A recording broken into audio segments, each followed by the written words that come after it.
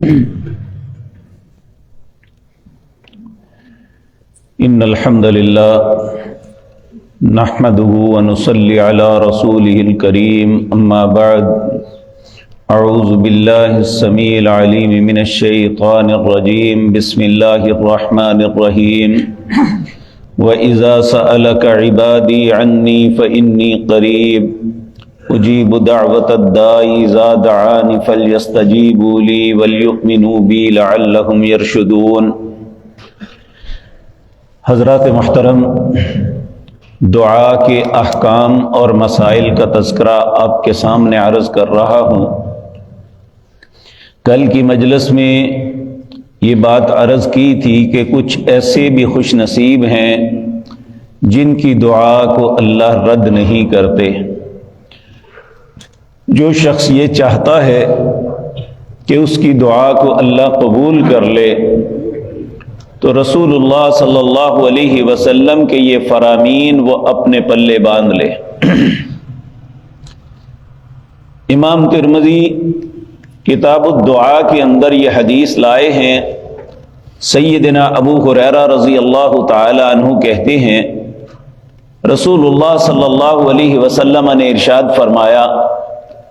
من سرہ، جو شخص یہ بات پسند کرتا ہے کہ اس کی مصیبت، تکلیف، اذیت کے وقت اللہ اس کی دعا کو رد نہ کرے، اسے چاہیے کہ وہ آسانی کے وقتوں میں بھی اللہ سے دعا مانگے، کہ جب اسے کوئی حاجت نہیں، کوئی تکلیف نہیں، کوئی پریشانی نہیں، ان حالات میں بھی وہ اللہ کے سامنے فقیر بن کے رہتا ہے، اس سے اپنی خطاؤں کی معافی طلب کرتا ہے، اور ہر چاہتے نہ چاہتے ہوئے بھی اللہ رب العزت کے سامنے ہی گریہ زاری کرتا ہے، تو ایسے حالات میں اللہ اس کی دعا کو رد نہیں کرتے بلکہ قبول کر لیتے ہیں، اس کو اس مصیبت سے نکال دیتے ہیں۔ تو یہ پہلی بات یہ انسان کو سمجھ لینی چاہیے، اگر وہ آسانی کے دنوں میں اللہ رب العزت کی ذات کو فراموش نہیں کرتا بلکہ اس کے ساتھ تمسک کرتا ہے تو مصیبت اور پریشانی کے دنوں میں اللہ اسے اکیلا نہیں چھوڑتا، اس کی دعا کو قبول کر لیتے ہیں۔ اسی طرح سیدنا ابو ہریرہ رضی اللہ تعالی عنہ آپ نے فرمایا کہ نبی مکرم صلی اللہ علیہ وسلم نے یہ بات بتائی، ثلاثۃ دعوات لا شک فیہن، تین بندوں کی دعا ایسی ہے کہ کوئی شک ہی نہیں کہ اس کی دعا قبول نہ اللہ کرے۔ ان میں پہلا شخص والد اپنی اولاد کے حق میں دعا کرے، دوسرا فرمایا مسافر جب سفر کے اندر ہوتا ہے تو اللہ اس کی دعا کو اسپیشلی قبول کرتے ہیں۔ یہاں میں یہ بات عرض کر دوں، آج جس معاشرے میں ہم رہتے ہیں، جن کو بھی اللہ نے سہولتیں دی ہیں، وہ سفر کے اندر دعا مانگنا، اللہ کا ذکر کرنا یا اللہ کا ذہن میں بھی لانا دور کی بات ہے، بلکہ ہماری اپنی گاڑی ہے تو تب بھی، یا ہم ایسی گاڑی کے اندر سوار ہوتے ہیں جس کے اندر فلمیں چل رہی ہوں، جس کے اندر ریکارڈنگ ہو رہی ہو، یا ہم خود ریکارڈنگ، یہ سفر کے اندر اللہ رب العزت کے غضب اور اس کی ناراضگی کو دعوت دیتی ہے۔ اگر اصل میں سفر کے اندر چاہیے تو یہ کہ ہر وقت انسان اللہ رب العزت سے دعا کرے، کیونکہ وہ زندگی اور موت کے دوراہے پہ بیٹھا ہوا ہے۔ اللہ رب العزت نے قرآن کریم کے اندر یہ بات ارشاد فرمائی سورۃ یاسین کے اندر، وَآیَةٌ لَّهُمْ أَنَّا حَمَلْنَا ذُرِّيَّتَهُمْ فِي الْفُلْكِ الْمَشْحُونِ، میری نشانیوں میں نشانی ہے کہ میں نے سواری بنائی، آدم کی اولاد اس پہ چل پھر رہی ہے۔ وَإِن نَّشَأْ نُغْرِقْهُمْ فَلَا صَرِيخَ لَهُمْ وَلَا هُمْ يُنْقَذُونَ، میں چاہوں تو رستے میں غرق کر دوں، ان کی آواز بھی گھر والوں تک نہ پہنچے، بلکہ بعض اوقات ایسا بھی ہوتا ہے، اللہ ہم سب کو اپنی امان میں رکھے، لاشیں تک گھر والوں کو نہیں پہنچتی۔ الا رحمتا منا ومتاعا الہین، اگر کوئی شخص اپنے سفر سے سلامتی کے ساتھ واپس اپنے گھر آ جاتا ہے تو اللہ رب العزت فرماتے ہیں یہ تیرے رب کی رحمت ہے، اور اسے اللہ ایک مہلت دے رہا ہے۔ اس لیے چاہیے تو یہ کہ رسول اللہ صلی اللہ علیہ وسلم کے فرمان کو مد نظر رکھتے ہوئے جب انسان سفر میں ہو تو اسے اللہ کے ذکر کے ساتھ اپنی زبان کو مزین کرنا چاہیے، اور یا اللہ سے دعائیں مانگتے جانا چاہیے۔ آپ یقین جانیے کبھی ایسا سفر کرتے ہوئے آپ اپنی زبان پہ سبحان اللہ، الحمدللہ، لا الہ الا اللہ، اللہ اکبر، استغفر اللہ یہ پڑھتے چلے جائیں، آپ دیکھیں گے کہ سفر بھی آسان ہوگا، اور جس کام کے لیے آپ سفر کر رہے ہیں اللہ وہ کام بھی آپ کے لیے آسان کر دے گا۔ بلکہ نبی مکرم صلی اللہ علیہ وسلم کی عادت مبارک تھی کہ مسافر سے دعا کی درخواست کرتے کہ چونکہ اللہ اس کی دعا کو قبول کرتے ہیں۔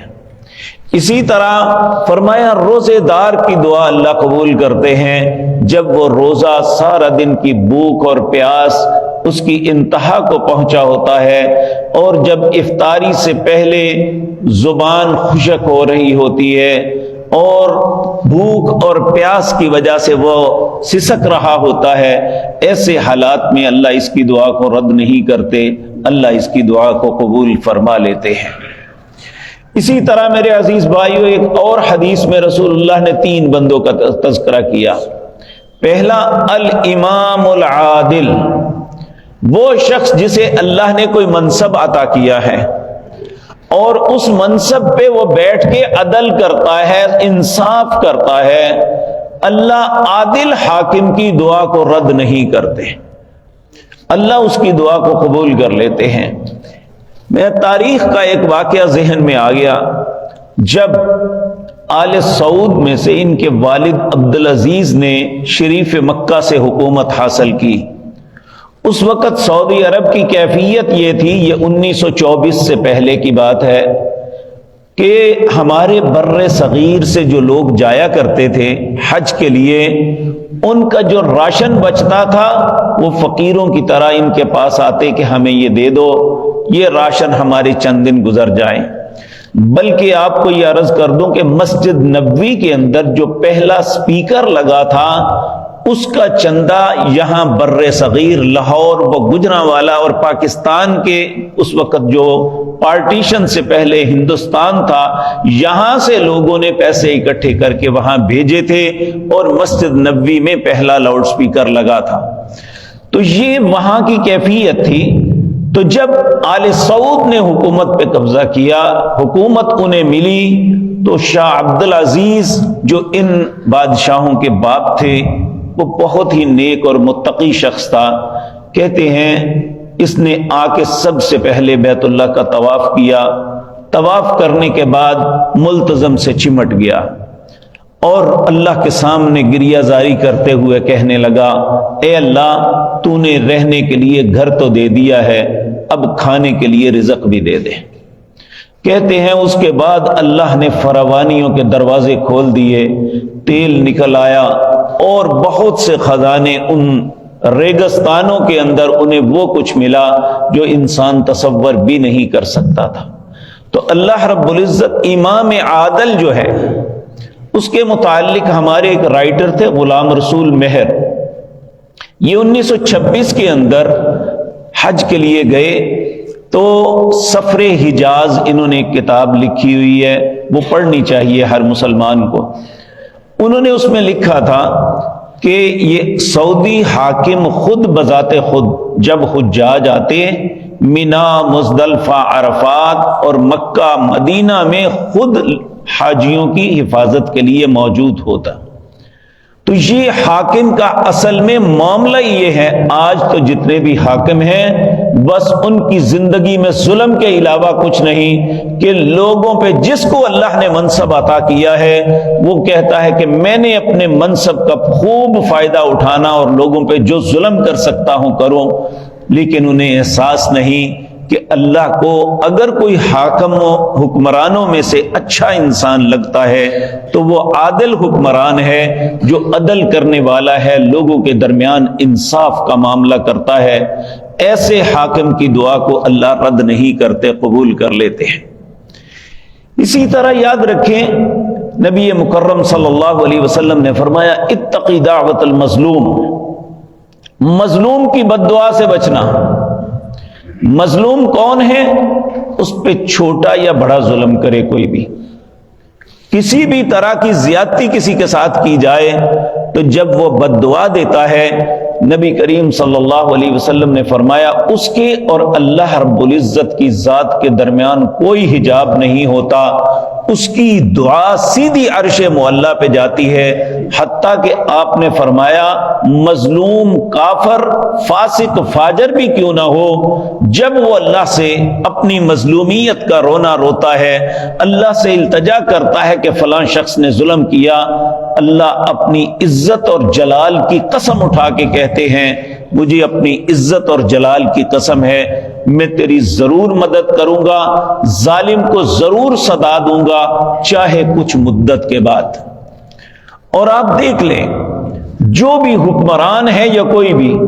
جو لوگ ظلم کرتے ہوئے بے خوف ہوتے ہیں، ظلم کرتے ہوئے انہیں ڈر نہیں آتا اور وہ اس بات پہ اکڑتے فخر کرتے ہیں، ان کا انجام کبھی بھی اچھا نہیں ہوا۔ فرعون ایک طاقتور بادشاہ تھا، اس کی حکومت اس کی قوم اس کے ساتھ تھی، لیکن اس کے ظلم کی وجہ سے جب اللہ نے اس کو اور اس کی قوم کو غرق کیا تھا تو اس وقت کہا تھا انہو کان عالیا من المسرفین، یہ بہت بڑا بننے کی کوشش کرتا تھا، حد سے بڑھ گیا تھا، اس لیے اس کو توڑنا ضروری ہو گیا۔ اور آپ آج کی تاریخ میں بھی دیکھ لیں جن حکمرانوں نے اپنے عوام پہ ظلم کیا وہ ضرور چند سالوں کے بعد رسوائی یا جیل ان کا مقدر ہوتی ہے یا پھانسی کا پھندا ان کا مقدر بنتا ہے۔ یہ اللہ کی سنت اور قانون ہے، اس لیے رسول اللہ صلی اللہ علیہ وسلم نے فرمایا اتقی دعوت المظلوم، مظلوم کی بد دعا سے بچنا، کیونکہ اس کے اور اللہ کے درمیان کوئی پردہ حائل نہیں ہوتا۔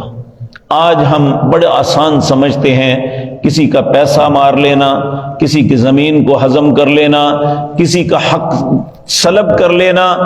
اگر ہماری داڑھ کے نیچے کوئی آئے تو اسے کچل دینا، یہ ہمارا طرز عمل بنا ہوا ہے، جبکہ اللہ رب العزت نے سورۃ ابراہیم کے اندر فرمایا وَلَا تَحْسَبَنَّ اللَّهَ غَافِلًا عَمَّا يَعْمَلُ الظَّالِمُونَ، کوئی شخص یہ تصور نہ کرے کہ اللہ ظالموں کے ظلم سے غافل بیٹھا ہوا ہے، انما يؤخرهم ليوم تشخص فيه الابصار، اللہ انہیں تھوڑی سی مہلت دے رہا ہے، ایک وقت آئے گا جب آنکھیں پھٹ جائیں گی، ان کے دل حلق میں آ جائیں گے، محطئین مقنعی رؤوسہم، وہ منہ اٹھا کے بھاگیں گے، بدحواس ہوگے، افئدتہم ہوا، اور ان کے دل اڑ رہے ہوں گے۔ تو اس وقت وہ کہیں گے نجب دعوتک ونتبع الرسل، اے اللہ تھوڑی سی مہلت دے دے، ہم تیرے رسول کی ہر بات کو مانیں گے اور اس کی اطاعت کریں گے۔ لیکن اللہ کہتے ہیں کیا اس وقت قسمیں نہیں اٹھاتے تھے؟ آج ہمیں کبھی زوال نہیں آئے گا، ہمارا منصب کبھی نہیں چھنے گا، آج اپنی معاملے کو تم بھگتو۔ تو العیاذ باللہ ظلم کرنا آسان ہے لیکن ظلم کو بھگتنا بہت مشکل ہے۔ تو اللہ رب العزت پیارے پیغمبر صلی اللہ علیہ وسلم نے فرمایا مظلوم کی بد دعا سے بچو، اس کی دعا کو بھی اللہ قبول کر لیتا ہے چاہے وہ فاسق فاجر کافر کیوں نہ ہو۔ اس لیے ہمیں کسی پہ ظلم کرنے سے پہلے یہ سوچ لینا چاہیے کہ اللہ کا مقابلہ کرنے کی طاقت دنیا میں کوئی بھی نہیں رکھتا۔ جب اللہ رب العزت کسی کو سزا دینے پہ آ جائے تو دنیا کی کوئی طاقت اس سزا سے اسے بچا نہیں سکتی۔ اللہ یہ باتیں مجھے اور آپ کو سمجھنے کی توفیق عطا فرمائے۔ اقول قولی ھذا واستغفر اللہ۔